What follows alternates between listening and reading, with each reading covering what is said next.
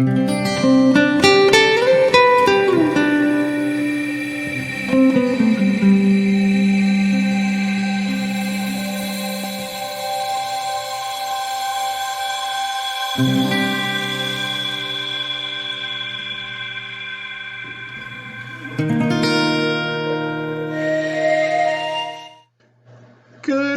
evening, boys and girls. It's so good to see you today.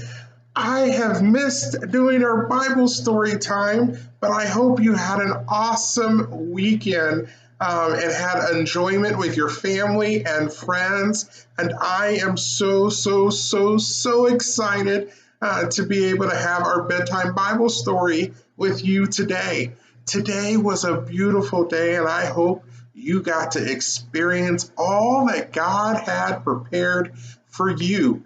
This week, we are going to hear about three people. We're going to hear about Esau, we're going to hear about Jacob, and we're going to hear about Joseph. And this week, if you haven't been able to read the Bible before, you are in for a treat because these stories this week is almost like a movie that we would watch at home.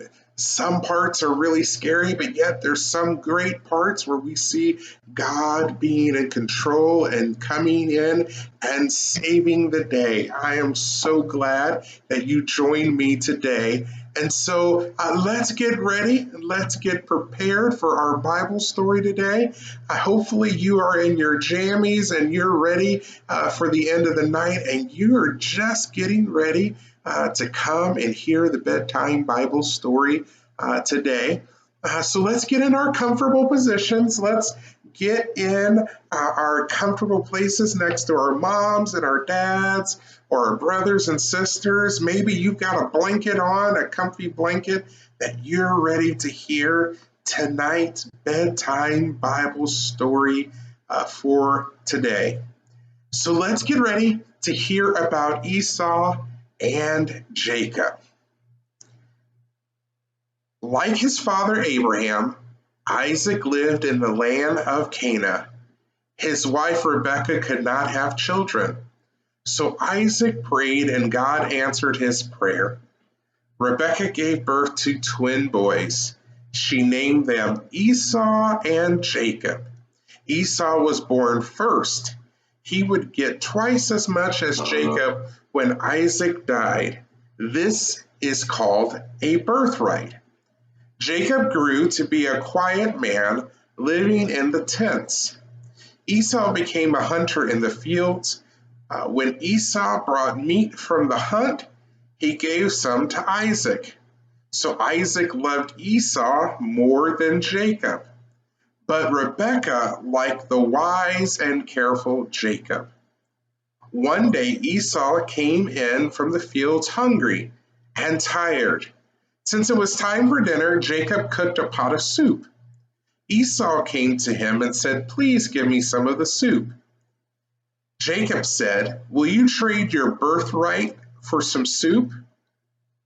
"Why not?" answered Esau. "I'm about to die of hunger. If I do die, I won't need my birthright." And Esau promised Jacob his birthright. Jacob was selfish with Esau. This was not right.